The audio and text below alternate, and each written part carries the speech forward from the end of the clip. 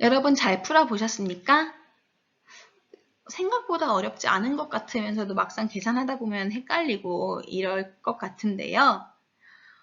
이 1단원은 내용 자체가 어렵다기보다는 내용은 간단한데 숫자와 연산 기호가 개수가 많다 보니까 여러분이 헷갈리거나 아니면 실수로 빠뜨리고 계산하는 것들이 분명히 있을 거예요. 실수하지 않도록 주의하면 이 1단원의 점수가 더 많이 올라가고 실력도 향상될 거라고 믿습니다. 지금부터 수학 익힘책 14쪽과 15쪽을 같이 풀어볼 건데요. 볼펜이나 색연필로 채점하면서 푸시고요. 다 풀고 나서 선생님과 다 채점하고 나서 틀린 문제는 다시 풀어보길 바랍니다. 1번부터 볼게요. 계산 순서에 맞게 기호를 써보세요. 여기 보았더니 빼기, 나누기, 더하기, 곱하기 다 있네요. 자, 괄호는 없어요. 괄호가 없으면 그 다음 뭘 계산해야 되죠? 맞아요. 곱셈과 나눗셈이죠.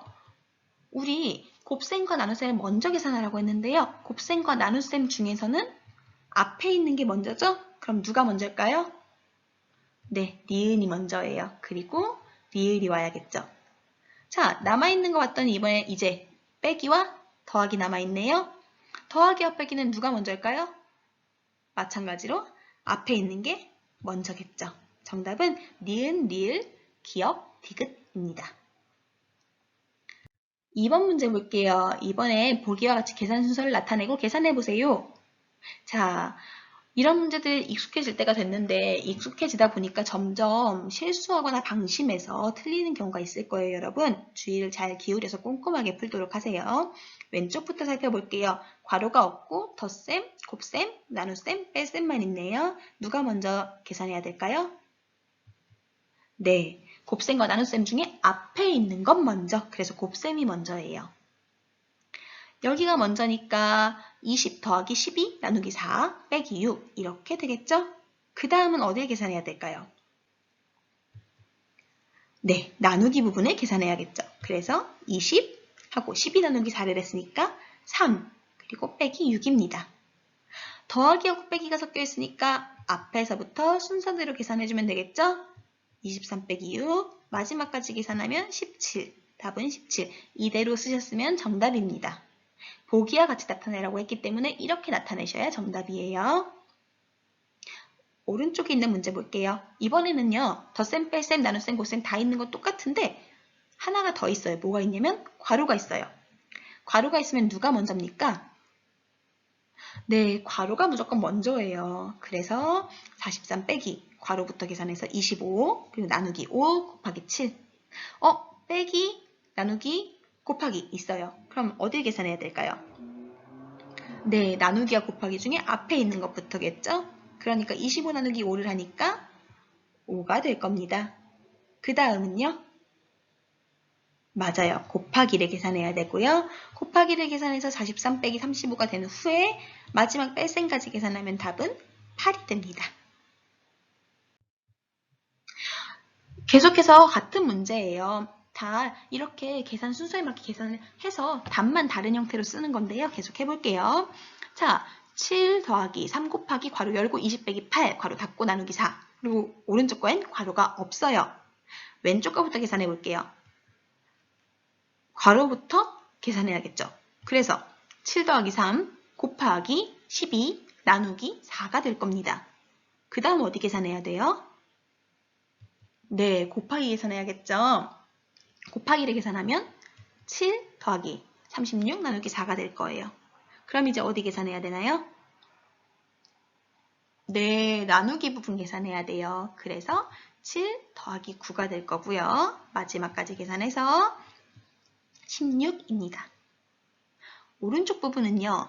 이렇게 7 더하기 3 곱하기 20 빼기 8 나누기 4 괄호 없이 있기 때문에 누가 먼저일까요? 네, 곱셈과 나눗셈 중에 앞에 있는 게 먼저죠? 그래서 곱셈이 먼저예요. 그러면 7 더하기 60 빼기 8 나누기 4.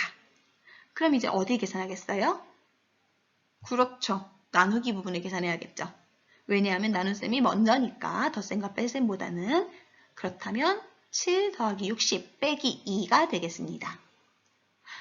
더하기와 빼기가 있는 경우는 네, 앞에서부터요. 그래서 67 빼기 2 남은 부분까지 계산하면 65.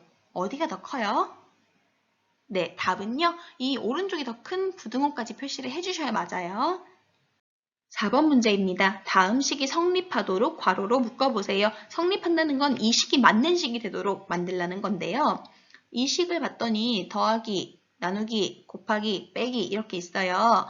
어디부터 계산해야 되는지, 원래대로라면 어떻게 계산이 돼야 되는지 살펴볼게요. 원래는 어디부터 계산하나요? 괄호가 없다면 곱셈과 나눗셈 중에 앞에 오는 게 먼저겠죠. 그래서 9 더하기 6 곱하기 3 빼기 5가 되고요. 그 다음에 이제 어디 계산해요?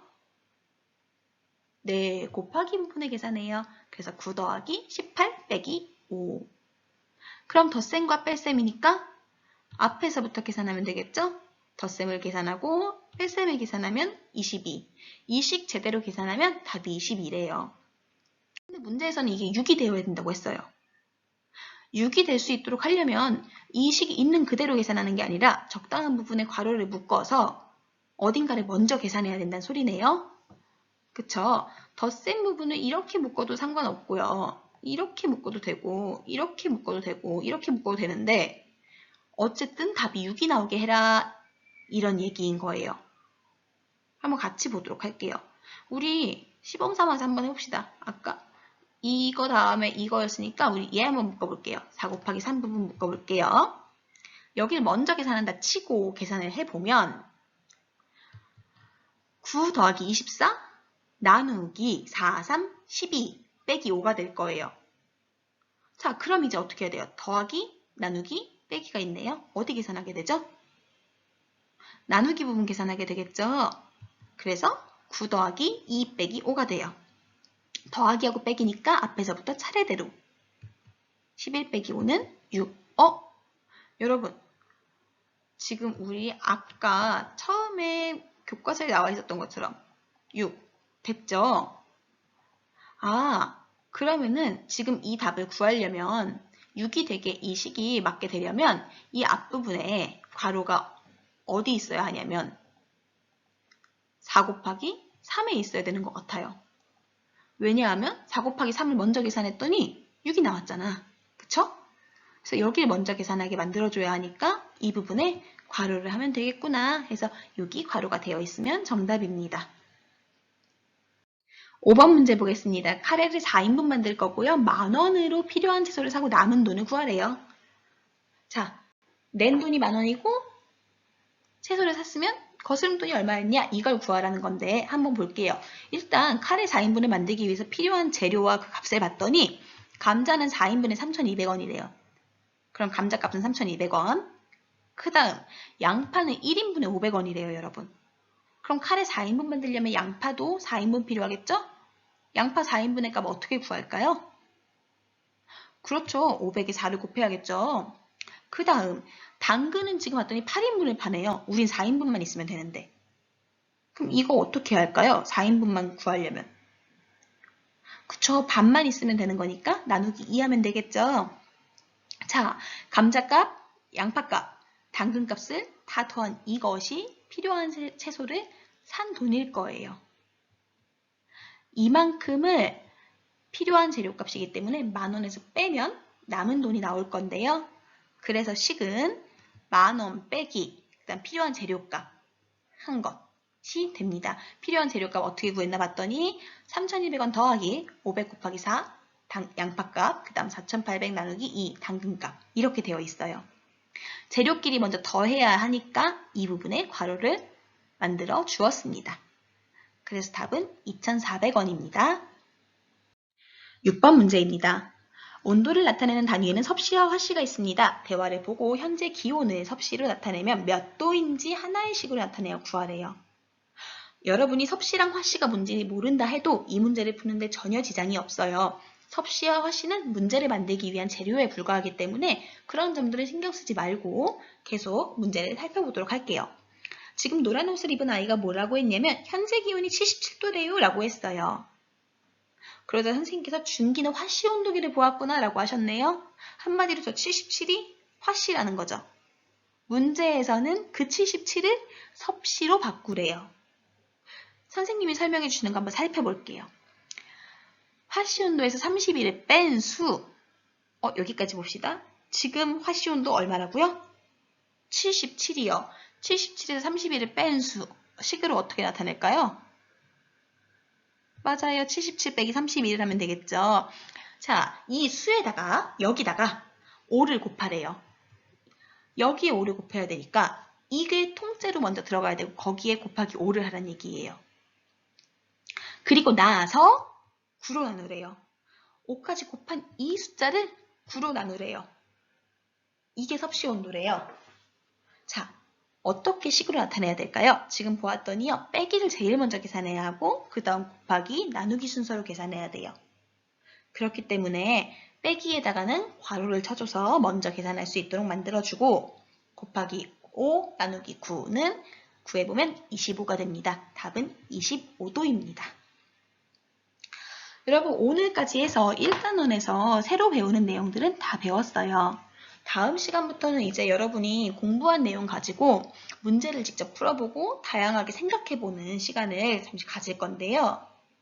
수학 익힘책이나 선생님이 각 학급 SNS에 올려주는 학습지들을 풀어보면서 틀리지 않고 실수하지 않도록 여러분이 꼼꼼하게 문제를 살펴보는 연습을 했으면 좋겠습니다. 오늘 수학 수업은 이상으로 마치고요. 여러분 모두 고생하셨습니다.